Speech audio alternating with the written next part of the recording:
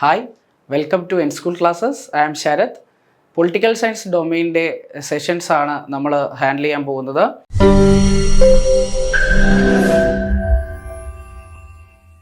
ആദ്യം നമുക്ക് ഇതിൻ്റെ സിലബസ് ഒന്ന് നോക്കാം. പൊളിറ്റിക്കൽ സയൻസ് ഡൊമെയിൻ്റെ സിലബസ്, CUT-യുമായി ബന്ധപ്പെട്ടിട്ടുള്ള പൊളിറ്റിക്കൽ സയൻസ് ഡൊമെയിൻ്റെ സിലബസ് ഒന്ന് നോക്കാം. നമുക്ക് രണ്ട് പ്രധാനപ്പെട്ട ടോപ്പിക്കുകളാണ് ഇതിൽ വരുന്നത്. ഒന്ന് കണ്ടംപററി വേൾഡ് പൊളിറ്റിക്സ്. അതിൽ 9ഓളം സബ് ടോപ്പിക്കുകളുണ്ട്.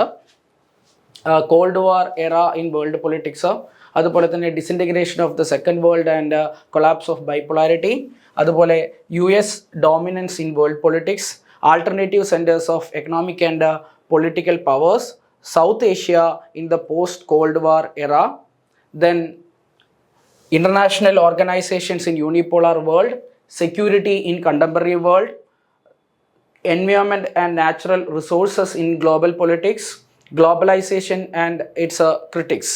ഇത്രയുമാണ് ഇതിൻ്റെ സിലബസിൽ വരുന്ന പ്രധാനപ്പെട്ട ടോപ്പിക്കുകൾ എന്ന് പറയുന്നത്. വളരെ എലാബറേറ്റഡ് ആയിട്ടുള്ള ഒരു സിലബസ് ആണെന്ന് വേണമെങ്കിൽ നമുക്ക് പറയാം. പൊളിറ്റിക്കൽ സയൻസുമായി ബന്ധപ്പെട്ടിട്ട് ഇതിൽ ഈ ഒരു ഇൻഡെപ്ത് ആയിട്ടുള്ള ഒരു അണ്ടർസ്റ്റാൻഡിങ് CUT-യുടെ പ്രീവിയസ് ഇയർ ക്വസ്റ്റ്യൻ പേപ്പേഴ്സിൽ നോക്കുമ്പോൾ നമുക്ക് അത് CUT ഡിമാൻഡ് ചെയ്യുന്നത് നമുക്ക് മനസ്സിലാവുന്നുണ്ട്. സോ കുറച്ച് ഡെപ്തായിട്ട് ഒരു പെരിഫറൽ നോളജ് അല്ലാതെ കുറച്ചുകൂടി ഡീപ്പായിട്ടുള്ള ഒരു അണ്ടർസ്റ്റാൻഡിങ് നമുക്ക് ഈ പറഞ്ഞിരിക്കുന്ന സബ് ടോപ്പിക്കുകളെ കുറിച്ചിട്ട് വേണം. ഇതിൽ കണ്ടംപററി വേൾഡ് പൊളിറ്റിക്സിൽ ഉള്ള ടോപ്പിക്കുകൾ നമ്മൾ ഡിസ്കസ് ചെയ്തു. ഇത് കഴിഞ്ഞിട്ട് നമുക്ക് വരുന്ന ടോപ്പിക് എന്ന് പറയുന്നത് politics in India since independence എന്നുള്ളതാണ്. Politics in India since independence. അതിൽ പ്രധാനപ്പെട്ട ടോപ്പിക്കുകൾ ഏതൊക്കെയാണ്? The era of one party dominance, nation building and its problems, politics of planned development, India's external relations, challenge to and restoration of Congress system. ഇതിൽ 10 ടോപ്പിക്കുകളാണ് വരുന്നത്. Then crisis of constitutional order, regional aspirations and conflicts, rise of new social movements, democratic upsurge and coalition politics, and lastly recent issues and challenges. ഇത്രയുമാണ് രണ്ടാമത്തെ main ടോപ്പിക്കിൽ വരുന്ന sub ടോപ്പിക്കുകൾ എന്ന് പറയുന്നത്. ഇതും ഇന്ത്യയുടെ പൊളിറ്റിക്കൽ കോണ്ടെക്സ്റ്റിൽ അല്ലെങ്കിൽ പൊളിറ്റിക്കൽ ഹിസ്റ്ററിയിൽ വളരെ ഡീറ്റെയിൽ ആയിട്ടുള്ള ഒരു എലാബറേറ്റ് ആയിട്ടുള്ള ഒരു സിലബസ് ആയിട്ടാണ് ഇതും കാണുന്നത്.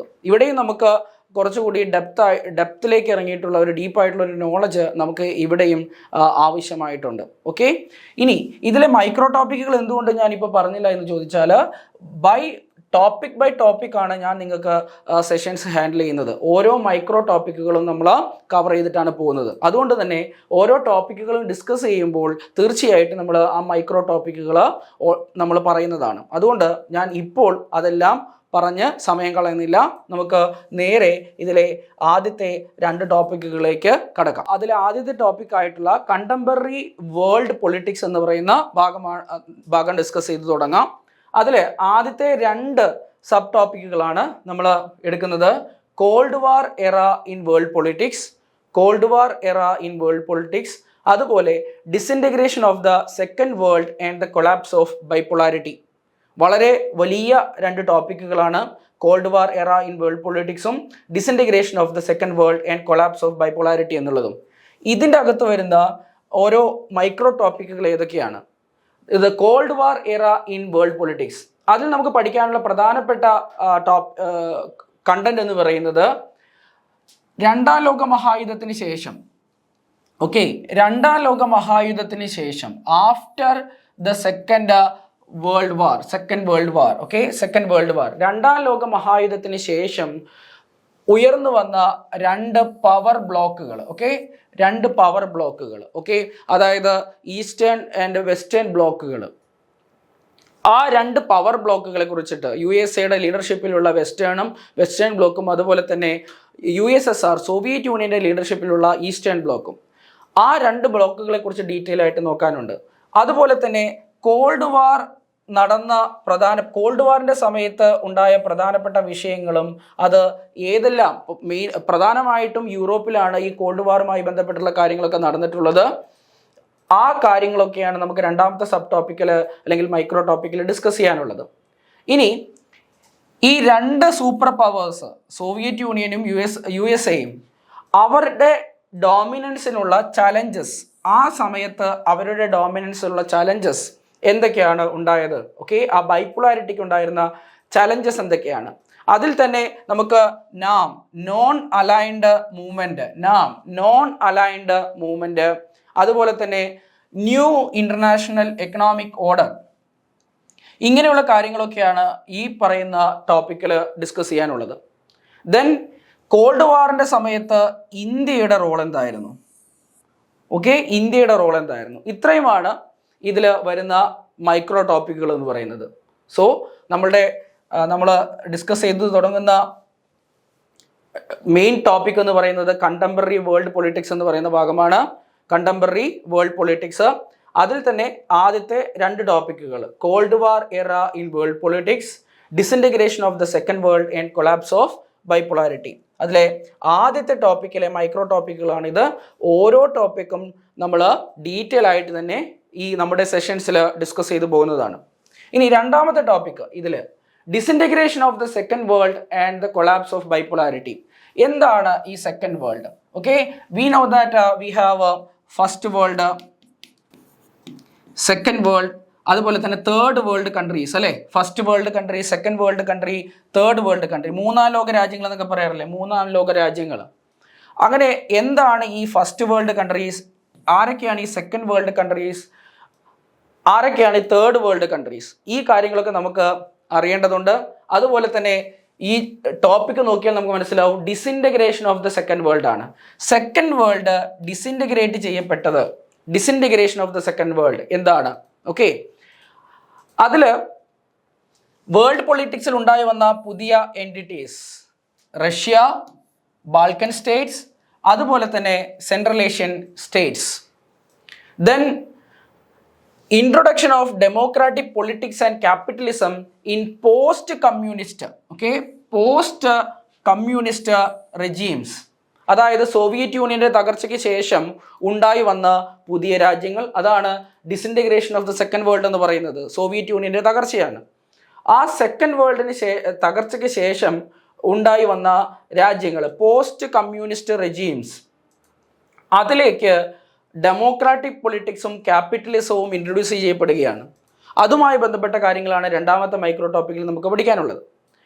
ഇതിലെ മൂന്നാമത്തെ മൈക്രോ ടോപ്പിക് എന്ന് പറയുന്നത് India's relations with Russia and other post communist countries എന്നുള്ളതാണ്.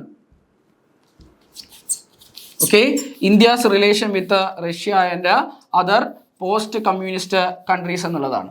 ഓക്കെ, അപ്പോൾ ഈ പോസ്റ്റ് കമ്മ്യൂണിസ്റ്റ് കൺട്രീസുമായിട്ടും റഷ്യയുമായിട്ടും ഒക്കെയുള്ള ഇന്ത്യയുടെ റിലേഷൻഷിപ്പും നമുക്കൊന്ന് നോക്കേണ്ടതായിട്ടുണ്ട്. ഇതാണ് രണ്ടാമത്തെ ടോപ്പിക്കിൽ the disintegration of the second world and the collapse of bipolarity എന്ന് പറയുന്ന ടോപ്പിക്കിൽ വരുന്നത്. ഓക്കെ, സോ നമുക്ക് ആദ്യം called war era in world politics എന്ന് പറയുന്ന ടോപ്പിക്ക് ഓരോ micro topic by micro topic നമുക്ക് കവർ ചെയ്ത് പോവാം. Okay, so the cold war era in world politics, അതിൽ ആദ്യത്തെ മൈക്രോ ടോപ്പിക് ഏതാണ്? The emergence of 2 power blocs. Emergence of 2 power blocs after the second world. 2-ാം ലോക മഹായുദ്ധത്തിന് ശേഷം 2 പവർ ബ്ലോക്കുകൾ ഉണ്ടായി വന്നത് എങ്ങനെയാണ് എന്നുള്ളതാണ് ഈ ടോപ്പിക്ക്. നമുക്ക് നോക്കാം ആദ്യം എന്താണ് called war. What was called war? Okay, അപ്പോൾ കോൾഡ് വാർ എന്ന് പറയുമ്പോൾ അവിടെ ഹോട്ട് വാർ ഉണ്ടാവും അല്ലേ? ഹോട്ട് വാർ. സോ എന്താണ് ഹോട്ട് വാർ, എന്താണ് കോൾഡ് വാർ? ഇവിടെ നമുക്ക് നോക്കാം. The cold war was A period of geo political tension, A period of geo political tension between United States and the Soviet Union and their respective allies. Soviet യൂണിയനും അമേരിക്കയും, United States of അമേരിക്കയും അവരുടെ അലീസും തമ്മിലുള്ള geo political ടെൻഷൻ്റെ ആ കാലഘട്ടത്തെയാണ് called വാർ എന്നതുകൊണ്ട് ഉദ്ദേശിക്കുന്നത്. അതിൽ 2 ബ്ലോക്കുകളാണ് വരുന്നത്. ഒന്ന് വെസ്റ്റേൺ ബ്ലോക്ക്, അടുത്തത് ഈസ്റ്റേൺ ബ്ലോക്ക്. ഇതാണ് എമർജൻസ് ഓഫ് 2 ബ്ലോക്സ് എന്ന് പറയുന്നത്. Emergence of 2 blocs after second world എന്ന് പറയുന്നത്, second world war. The western block and eastern block, അത് 2-ാം ലോക മഹായുദ്ധത്തിന് ശേഷമാണ്. ഓക്കെ, 2-ാം ലോക മഹായുദ്ധത്തിന് ശേഷമാണ് ഈ കാര്യങ്ങളൊക്കെ നടക്കുന്നത്. ഓക്കെ, സോ നമുക്ക് ഇതിൻ്റെ ഡീറ്റെയിൽ ആയിട്ടുള്ള കാര്യങ്ങളിലേക്ക് പോവാം. The end of second world war is also the beginning of the cold വാർ. രണ്ടാം ലോക മഹായുദ്ധത്തിൻ്റെ അവസാനമാണ് കോൾഡ് വാറിൻ്റെ തുടക്കം എന്ന് പറയുന്നത്. രണ്ടാം ലോക മഹായുദ്ധം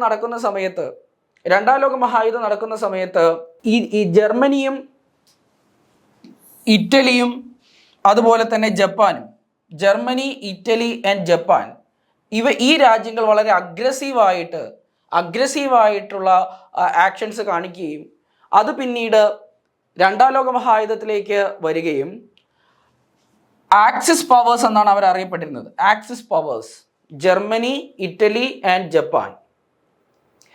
ഇവരെ ഒപ്പോസ് ചെയ്തിരുന്ന പ്രധാനപ്പെട്ട രാജ്യങ്ങളാണ് US, Soviet Union, Britain and France. ഇവരറിയപ്പെട്ടിരുന്നത് അലൈഡ് ഫോഴ്സസ് എന്നാണ്. So axis powers and allied forces, aggressors ആയിട്ടുള്ള ജർമ്മനി, ഇറ്റലി ആൻഡ് ജപ്പാൻ, ഇവരെ കൗണ്ടർ ചെയ്യാനായിട്ടുണ്ടായി വന്ന ഫോഴ്സാണ് allied forces, US, Soviet Union, Britain and France. രണ്ടാം ലോക മഹായുദ്ധം നടന്ന പീരീഡ് നിങ്ങൾക്ക് എല്ലാവർക്കും അറിയാലോ. 1939 മുതൽ 1945 വരെയുള്ള ആ ഒരു കാലഘട്ടത്തിലാണ് രണ്ടാം ലോക മഹായുദ്ധം നടക്കുന്നത്. അങ്ങനെ രണ്ടാം ലോക മഹായുദ്ധം അവസാനിച്ച സമയത്ത് നമുക്കറിയാം എങ്ങനെയാണ് അവസാനിക്കുന്നത്. യുണൈറ്റഡ് സ്റ്റേറ്റ്സ് ഓഫ് അമേരിക്ക അവർ ന്യൂക്ലിയർ ബോംബ് നിർമ്മിക്കുന്നു. അതിൽ ഈ നാഗസാക്കിയിലും ഹിരോഷിമയിലുമായിട്ട് രണ്ട് ആറ്റം ബോംബുകൾ അവർ ഹിരോഷിമയിലും നാഗസാക്കിയിലും അവർ എക്സ്പ്ലോഡ് ചെയ്യുന്നു. ലക്ഷക്കണക്കിന് ആളുകൾ മരണപ്പെടുന്നു. അങ്ങനെ ഒരു എക്സ്പ്ലോസീവായിട്ടുള്ള ഒരു ഇവൻ്റോട് കൂടിയിട്ട് രണ്ടാം ലോക മഹായുദ്ധം അവസാനിക്കുകയാണ്. 1945 ഓഗസ്റ്റ് 6, ഓഗസ്റ്റ് 9 തീയതികളിലാണ് ആ ഇൻസിഡൻറ്റ് നടക്കുന്നത്. അങ്ങനെ രണ്ടാം ലോക മഹായുദ്ധം അവസാനിക്കുന്നു. പക്ഷേ രണ്ടാം ലോക മഹായുദ്ധം എന്ന് പറയുന്നത് ലോകം കണ്ടതിൽ വെച്ച് വളരെ ഡിസ്ട്രക്റ്റീവ് ആയിട്ടുള്ള ഒരു ഇവൻ്റാണ്. രണ്ടാം ലോക മഹായുദ്ധം എന്ന് പറയുന്നത് പല രാജ്യങ്ങളും എക്കണോമിക്കലി, ഇൻഫ്രാസ്ട്രക്ചറലി, അതുപോലെ തന്നെ ഈ സൊസൈറ്റി തന്നെ ഡിസിൻറ്റിഗ്രേറ്റ് ചെയ്തു പോയ ഒരു ഇവൻ്റാണ് രണ്ടാം ലോക മഹായുദ്ധം എന്ന് പറയുന്നത്. So the consequence of the second world വാർ, അത് വളരെ വലുതാണ്, consequence of the second world വാർ. പക്ഷേ രണ്ടാം ലോക മഹായുദ്ധത്തിൽ ഈ അലൈഡ് ഫോഴ്സസ് ജയിച്ചെങ്കിൽ പോലും ഇതിൽ പരാജയപ്പെട്ട ഭാഗമായ ജർമ്മനി ആയിക്കോട്ടെ, ഇറ്റലി ആയിക്കോട്ടെ, ജപ്പാൻ ആയിക്കോട്ടെ, അവരെക്കാൾ കൂടുതൽ ആക്ച്വലി ഇൻഫ്രാസ്ട്രക്ചറലി ഒക്കെ ഡാമേജ് വന്നത് യൂറോപ്യൻ രാജ്യങ്ങൾക്കാണ്. കാരണം യൂറോപ്പിൽ, അതായത് മറ്റ് യൂറോപ്യൻ രാജ്യങ്ങൾക്കാണ്, അതായത് ജർമ്മനിയും ഇറ്റലിയും അതുപോലെ തന്നെ ഈ ജപ്പാനും ഒക്കെ ഡിഫീറ്റഡ് ആയിട്ടുള്ള പവേഴ്സ് ആണെങ്കിൽ പോലും ഈ അലൈഡ് ഫോഴ്സസിൻ്റെ ഒപ്പം നിന്ന ബ്രിട്ടൻ, ഫ്രാൻസ്, ഇവർക്കൊക്കെ ഉണ്ടായ ഡാമേജ് മറ്റ് യൂറോപ്യൻ രാജ്യങ്ങൾക്കുണ്ടായ ഡാമേജ് എന്ന് പറയുന്നതൊന്നും കുറവല്ല, അതും വളരെ കൂടുതലാണ്. ചുരുക്കി പറഞ്ഞാൽ രണ്ടാം ലോക മഹായുദ്ധം കൊണ്ട് ആരും വിജയിച്ചിട്ടില്ല. പക്ഷേ രണ്ടാം ലോക മഹായുദ്ധം കഴിഞ്ഞ് ഒരു ആ യുദ്ധത്തിന് ശേഷം ഒരു എസ്റ്റാബ്ലിഷ്ഡ് ആയ പവേഴ്സായിട്ട് വന്നത് രണ്ട് രാജ്യങ്ങളാണ്. അതായത് യുണൈറ്റഡ് സ്റ്റേറ്റ്സും സോവിയറ്റ് യൂണിയനും. യുണൈറ്റഡ് സ്റ്റേറ്റ്സും സോവിയറ്റ് യൂണിയനുമാണ് രണ്ടാം ലോക മഹായുദ്ധത്തിന് ശേഷം ഒന്ന് എണീറ്റ് നിൽക്കാൻ കപ്പാസിറ്റി ഉണ്ടായിരുന്ന രണ്ട് രാജ്യങ്ങളായിട്ട് മാറിയത്. ബാക്കി എല്ലാവരും, ജയിച്ചവരായിക്കോട്ടെ തോറ്റവരായിക്കോട്ടെ, എല്ലാവരും ഫൈനാൻഷ്യലി, ഇൻഫ്രാസ്ട്രക്ചറലി, അതുപോലെ തന്നെ സൈക്കോളജിക്കലി, അതുപോലെ സോഷ്യലി എല്ലാം ഒരുപാട് ഡാമേജ് ഉണ്ടായതാണ്. ഇവ സോവിയറ്റ് യൂണിയനും ഒരുപാട് ആളുകൾ മരണപ്പെട്ട ഒരു ഇവൻ്റ് കൂടിയാണ്. എങ്കിൽ പോലും സോവിയറ്റ് യൂണിയനും US മാത്രമാണ് രണ്ടാം ലോക മഹായുദ്ധത്തിന് ശേഷം ഒന്ന് സർവൈവ് ചെയ്തത്, അല്ലെങ്കിൽ ഒരു എസ്റ്റാബ്ലിഷ്ഡ് ആയിട്ട് മറ്റ് രാജ്യങ്ങളെ കൺട്രോൾ ചെയ്യാൻ പറ്റുന്ന രീതിയിലേക്കുള്ള ഒരു ഡോമിനൻറ്റ് പവേഴ്സായിട്ട് മാറിയത്. ഇപ്പോൾ ഹിരോഷിമയിലും നാഗസാക്കിയിലുമൊക്കെയുള്ള ആറ്റം ബോംബിൻ്റെ അത് എക്സ്പ്ലോഡ് ചെയ്തതിൻ്റെയൊക്കെ പിക്ചറാണ് നമ്മൾ ഈ കാണുന്നത്. വളരെയധികം ഡിസ്ട്രക്റ്റീവ് ആയിട്ടുള്ള ഒരു ഇവൻ്റ് ആയിരുന്നു സെക്കൻഡ് വേൾഡ് വാർ എന്ന് പറയുന്നത്. So with the defeat of the Germany and Japan, the devastation of Europe, Europe is completely devastated. അതിൽ ജയിച്ചവരും തോറ്റവരൊക്കെ യൂറോപ്പിലുള്ളവരാണ്. അപ്പോൾ അതിൽ യൂറോപ്പ് ഈസ് കംപ്ലീറ്റ്ലി ഡിവാസ്റ്റേറ്റഡ്. ആൻഡ് അതിൽ സൂപ്പർ പവേഴ്സ് ആയിട്ട് മാറുന്നത് യുണൈറ്റഡ് സ്റ്റേറ്റ്സും സോവിയറ്റ് യൂണിയനാണ്. അതായത് ഒരു ഡോമിനേറ്റിംഗ് പവേഴ്സ് ആയിട്ട് രണ്ടാം ലോക മഹായുദ്ധത്തിന് ശേഷം വരുന്നത് യുണൈറ്റഡ് സ്റ്റേറ്റ്സും സോവിയറ്റ് യൂണിയനാണ്. They became the greatest powers in the world with the ability to influence events anywhere on earth. വളരെ ഡിസ്ട്രക്റ്റീവായിട്ടുള്ള ഒരു ഇവൻ്റ് നടക്കുന്നു. അതിൽ ഒട്ടുമിക്ക രാജ്യങ്ങളുമൊക്കെ അതിൽ പാർട്ടിസിപ്പേറ്റ് ചെയ്തവരും പാർട്ടിസിപ്പേറ്റ് ചെയ്യാത്തവരുമായിട്ടുള്ള രാജ്യങ്ങളടക്കം എക്കണോമിക്കലിയും മറ്റു മേഖലകളിലും ഒക്കെ തകർന്നു പോകുന്നു. അങ്ങനെ ലോകത്ത് വളരെ ഇൻഫ്ലുവൻഷ്യൽ ആയിട്ടുള്ള രണ്ട് രാജ്യങ്ങൾ എമർജ് ചെയ്തു വരുന്നു, യുണൈറ്റഡ് സ്റ്റേറ്റ്സ് ഓഫ് അമേരിക്കയും സോവിയറ്റ് യൂണിയനും. ഇതിൻ്റെ ഏറ്റവും വലിയ ഡാമേജ് ഉണ്ടായത് യൂറോപ്പിലാണ് എന്ന കാര്യവും നിങ്ങൾ മറക്കരുത്. ഈ രണ്ട് ഡോമിനേറ്റിംഗ് പവേഴ്സ് രണ്ട് ഐഡിയോളജിയിൽ വിശ്വസിക്കുന്ന ആളുകളാണ്. രണ്ട് ഐഡിയോളജിയാണ്. United States was a champion of capitalism and Soviet Union was a champion of communism or socialism. ഈ രണ്ട് ഐഡിയോളജിയാണ്. പ്രൈവറ്റ് പ്രോപ്പർട്ടിയുമായി ബന്ധപ്പെട്ടിട്ട് ക്യാപിറ്റലിസം എന്ന് പറയുന്നത് പ്രൈവറ്റ് പ്രോപ്പർട്ടിയെ ഡിപ്പെൻഡ് ചെയ്തുകൊണ്ടുള്ള ഒരു സിസ്റ്റമാണെങ്കിൽ സോഷ്യലിസം എന്ന് പറയുന്നത് കമ്മ്യൂണിറ്റി ഓൺഡ് റിസോഴ്സസ് ആണ്. ജനങ്ങളുടെ റിസോഴ്സസ് ജനങ്ങൾ ഓൺ ചെയ്തുകൊണ്ട് പ്രൈവറ്റ് പ്രോപ്പർട്ടി എന്ന് പറയുന്നത് ഒഴിവാക്കിക്കൊണ്ടുള്ള ഒരു സിസ്റ്റമാണ് സോവിയറ്റ് യൂണിയൻ ഫോളോ ചെയ്യുന്ന സോഷ്യലിസം എന്ന് പറയുന്നത്. ഈ രണ്ട് ഐഡിയോളജി തമ്മിലുള്ള ഒരു കോൺഫ്ലിക്റ്റ് ആയിട്ട് ഈ കോൾഡ് വാർ മാറുകയാണ്. യൂറോപ്പ് രണ്ടാം ലോക മഹായുദ്ധത്തിൻ്റെ പ്രധാനപ്പെട്ട ഒരു വേദിയാണ്. അവിടെ as you can see in the slide അവിടുത്തെ ഇൻഫ്രാസ്ട്രക്ചർ എന്ന് പറയുന്നതൊക്കെ വളരെയധികം തകർന്നു പോയ ഒരു സിറ്റുവേഷനാണ്. Europe completely devastated. ഒരു ജനറേഷൻ തന്നെ, അതായത് യങ് ആയിട്ടുള്ള ഏബിളായിട്ടുള്ള യുവാക്കൾ അവർ ഒരുപാട് ആളുകൾ മരണപ്പെടുകയാണ്. ആളുകൾക്ക് കുടുംബങ്ങളെല്ലാം തകർക്കപ്പെട്ടു, ജോലിയില്ല, രോഗങ്ങൾ പടരുന്നു, അതുപോലെ തന്നെ ഭക്ഷണത്തിന് വകയില്ല. ഇങ്ങനെയൊക്കെയുള്ള ഒരു സിറ്റുവേഷൻ രണ്ടാം ലോക മഹായുദ്ധത്തിന് ശേഷം ആ ജനങ്ങൾ നേരിടുകയാണ്. അങ്ങനെ ലോകം രണ്ട് ബ്ലോക്കുകളിലേക്ക് മാറുകയാണ്. സർവൈവ് ചെയ്യണമെങ്കിൽ ഒന്നുകിൽ സോവിയറ്റ് യൂണിയൻ്റെയോ അല്ലെങ്കിൽ അമേരിക്കയുടെയോ സപ്പോർട്ട് വേണമെന്നുള്ള അവസ്ഥയിലേക്ക് കാര്യങ്ങൾ മാറുന്നു. അങ്ങനെ ലോകം സോവിയറ്റ് യൂണിയൻ്റെ സപ്പോർട്ടുള്ള രാജ്യങ്ങളും അല്ലെങ്കിൽ സോവിയറ്റ് യൂണിയനെ സപ്പോർട്ട് ചെയ്യുന്ന രാജ്യങ്ങളായിട്ടും അമേരിക്കയെ സപ്പോർട്ട് ചെയ്യുന്ന രാജ്യങ്ങളായിട്ടും അല്ലെങ്കിൽ അമേരിക്കയുടെ സപ്പോർട്ടുള്ള രാജ്യങ്ങളുമായിട്ടും മാറുകയാണ്. അങ്ങനെ രണ്ട് ബ്ലോക്ക്, ഒരു ഈസ്റ്റേൺ ബ്ലോക്ക് ആൻഡ് വെസ്റ്റേൺ ബ്ലോക്കായിട്ട് ലോകം മാറുന്നു. So the cold war was not simply a matter of power rivalry. ആരാണ് ഏറ്റവും വലിയ ശക്തൻ എന്നുള്ള ഒരു പവർ റൈവൽറി അല്ല ആക്ച്വലി കോൾഡ് വാർ എന്ന് പറയുന്നത്. It was actually a real ideological conflict.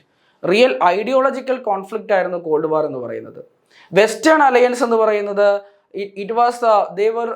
they represented the ideology of liberal democracy and capitalism. The Western Alliance represented the ideology of liberal democracy and capitalism, and the Eastern Alliance or Eastern Bloc with the leadership of Soviet Union, they represented the ideology of socialism and communism. ഇങ്ങനെ not only it was a power rivalry, it was also a real ideological conflict. അതുകൊണ്ട് തന്നെ capitalism ആണോ communism അല്ലെങ്കിൽ socialism ആണോ better എന്നുള്ള ഒരു കോമ്പറ്റീഷനാണ് അവിടെ നടന്നുകൊണ്ടിരുന്നത്. ഇനി എന്തുകൊണ്ട് ഇത് കോൾഡ് വാർ ആകുന്നു? Why it remained a cold war and not hot or shooting war? Hot war എന്ന് പറയുമ്പോൾ അവിടെ ആംസ് ഉപയോഗിച്ചുകൊണ്ട്, ആയുധങ്ങൾ ഉപയോഗിച്ചുകൊണ്ടുള്ള നേരിട്ടുള്ള യുദ്ധമാണ് ഹോട്ട് വാർ എന്ന് പറയുന്നത്. അങ്ങനെ നേരിട്ടുള്ള ഒരു ഷൂട്ടിംഗ് വാർ അല്ലാത്തത് കൊണ്ട് തന്നെ അതുകൊണ്ടാണ് ഇതിനെ നമ്മൾ എന്ത് വിളിക്കുന്നത്, കോൾഡ് വാർ എന്ന് വിളിക്കുന്നത്. അങ്ങനെ വളരെ ഇൻറ്റൻസ് ആയിട്ടുള്ള റൈവൽറി ഉണ്ടായിട്ട് പോലും എന്തുകൊണ്ട് USA-യും സോവിയറ്റ് യൂണിയനും കോൾഡ് വാറിലേക്ക് ഒതുങ്ങി? എന്തുകൊണ്ട് അവർ തമ്മിലുള്ള പ്രശ്നങ്ങൾ ഹോട്ട് വാറിലേക്ക് മാറിയില്ല അല്ലെങ്കിൽ ഷൂട്ടിംഗ് വാറിലേക്ക് മാറിയില്ല? കാരണം വളരെ സിമ്പിളാണ്. അതായത് അവിടെ there was a logic of deterrence അല്ലെങ്കിൽ ന്യൂക്ലിയർ ഡിറ്ററൻസ്. രണ്ട് ശക്തികളും ഒരേപോലെയുള്ളവരാണ് എങ്കിൽ, ഒരാൾ മറ്റൊരാളെ അറ്റാക്ക് ചെയ്യുകയാണ് എങ്കിൽ ദ ബെനഫിറ്റ്, അതിൽ നിന്ന് ലഭിക്കുന്ന ബെനഫിറ്റ് എന്ന് പറയുന്നത് അതുമൂലമുണ്ടാകുന്ന ഡാമേജിനേക്കാൾ കുറവായിരിക്കും. നമ്മൾ ഒരാളെ ആക്രമിക്കാൻ ചെല്ലുമ്പോൾ അയാളിൽ നിന്ന് നമുക്കുണ്ടാകുന്ന ഡിസ്ട്രക്ഷൻ അതിനെ ജസ്റ്റിഫൈ ചെയ്യാൻ മാത്രമുള്ള ഒരു ഗെയിൻ ഇതിൽ നിന്ന് ഉണ്ടാവില്ല എന്ന് കാണുമ്പോൾ ആരും ആ കാര്യത്തിന് മുതിരില്ല.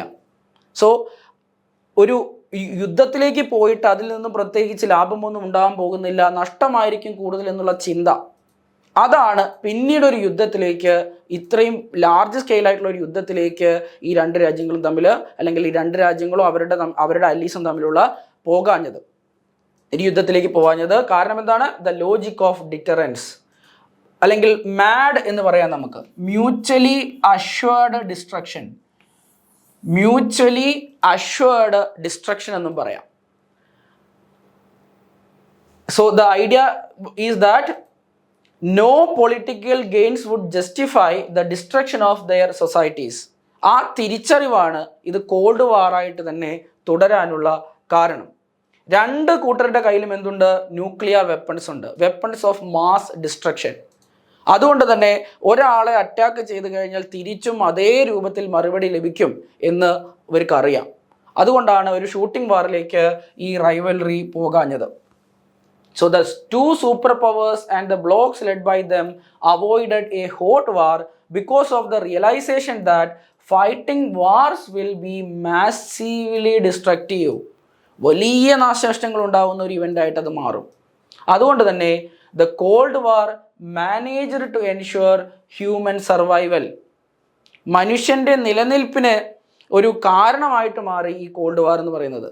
ഈ രണ്ട് സൂപ്പർ പവേഴ്സും ഹോട്ട് വാറിലേക്ക് അല്ലെങ്കിൽ ഷൂട്ടിംഗ് വാറിലേക്ക് കടന്നിരുന്നു എങ്കിൽ, രണ്ടു കൂട്ടരും ന്യൂക്ലിയർ വെപ്പൺസ് ഒക്കെ ഉപയോഗിച്ചിരുന്നു എങ്കിൽ, ഇന്ന് ലോകം എന്ന് പറയുന്നത് വളരെയധികം മോശപ്പെട്ട ഒരവസ്ഥയിലാവുമായിരുന്നു. കാരണം നേരിട്ട് ഒരുപാട് ആളുകൾ മരണപ്പെടും ന്യൂക്ലിയർ വെപ്പണൊക്കെ ഉപയോഗിച്ച് കഴിഞ്ഞാൽ. അത് കഴിഞ്ഞാൽ അതുമൂലം ഉണ്ടാകുന്ന ന്യൂക്ലിയർ വേസ്റ്റ്, ആ ന്യൂക്ലിയർ വേസ്റ്റ് മൂലം ഒരുപാട് ജനറേഷൻസ് ക്യാൻസറായിട്ടും മറ്റു രോഗങ്ങളായിട്ടും ഒക്കെ മരണപ്പെടും.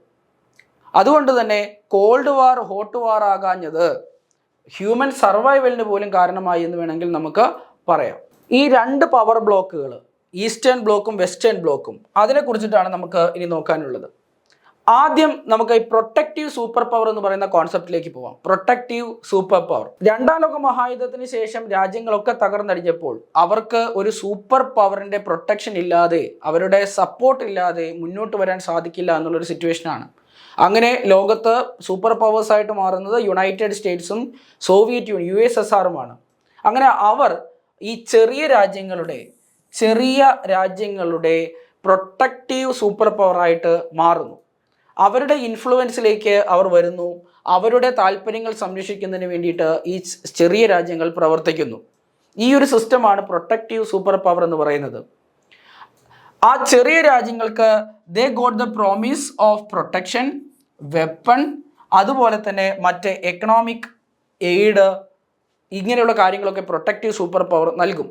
പകരമായിട്ട് ഈ പ്രൊട്ടക്റ്റീവ് സൂപ്പർ പവറിന് വേണ്ട സഹായങ്ങൾ, അവർക്ക് ലാൻഡ് വേണമെങ്കിൽ ലാൻഡ്, അല്ലെങ്കിൽ അവരുടെ വെപ്പൺസ് സ്റ്റോർ ചെയ്യണമെങ്കിൽ അതിനുള്ള സൗകര്യങ്ങൾ, ഇതൊക്കെയാണ് ഈ ചെറിയ രാജ്യങ്ങൾ ചെയ്തു കൊടുക്കേണ്ടത്. അവർക്ക് ഒരു മാർക്കറ്റ് ഓപ്പൺ ചെയ്ത് കൊടുക്കേണ്ടി വരും. അങ്ങനെയുള്ള അവരുടെ താല്പര്യങ്ങളും ഇവർ സംരക്ഷിക്കേണ്ടി വരും. പക്ഷേ അവർക്കുള്ള പ്രൊട്ടക്ഷനും മറ്റു കാര്യങ്ങളൊക്കെ പ്രൊട്ടക്റ്റീവ് സൂപ്പർ പവർ നൽകിക്കോളും. ഈ ഒരു സിസ്റ്റമാണിത്. Most of the countries of the western യൂറോപ്പിലെ ഒട്ടുമിക്ക രാജ്യങ്ങളും ആരുടെ കൂടെ ചേർന്നു? അമേരിക്കയുടെ കൂടെ ചേർന്നു. അതുപോലെ ഈസ്റ്റേൺ യൂറോപ്പിലെ ഒട്ടുമിക്ക രാജ്യങ്ങളും സോവിയറ്റ് യൂണിയൻ്റെ കൂടെ ചേർന്നു. So cold war divided Europe.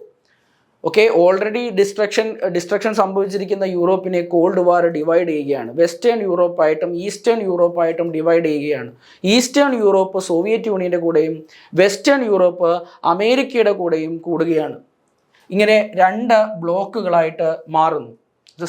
The Europe divided into the Soviet camp and American camp. ഈ രീതിയിലേക്ക് യൂറോപ്പ് ഡിവൈഡ് ചെയ്യപ്പെടുകയാണ്. ഇങ്ങനെയുള്ള ഒരു കൂട്ടായ്മ പിന്നീട് ഒരു മിലിറ്ററി കൂട്ടായ്മയിലേക്ക് മാറുകയാണ്. നാറ്റോ എന്ന് പറയുന്നത് north Atlantic treaty organisation. 1949 north Atlantic treaty organisation create ചെയ്യപ്പെടുന്നത്. അമേരിക്കയും അമേരിക്കയുടെ അലീസും ചേർന്നിട്ടാണ് ഇത് എസ്റ്റാബ്ലിഷ് ചെയ്തിരിക്കുന്നത്. It was an association of 12 States. 12 സ്റ്റേറ്റുകളുടെ ആയിട്ടാണ് ഇത് തുടങ്ങിയത്.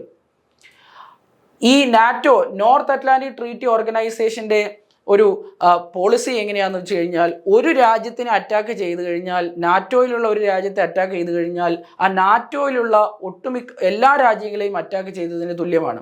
അതുകൊണ്ട് തന്നെ അവർ എല്ലാവരും കൂടി ചേർന്നിട്ടാണ് തിരിച്ചടിക്കുക.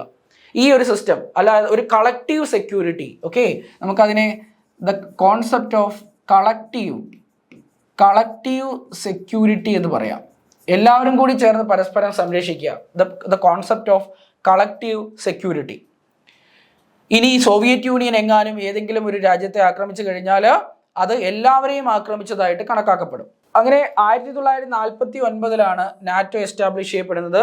പിന്നീട് നാറ്റോ ഗ്രാജുവലി എക്സ്പാൻഡ് ചെയ്ത് പോവുകയാണ്. ഇവിടെ നിങ്ങൾക്ക് കാണാം ഉക്രൈൻ, അല്ലേ? ഉക്രൈനെ നമുക്ക് കാണാം.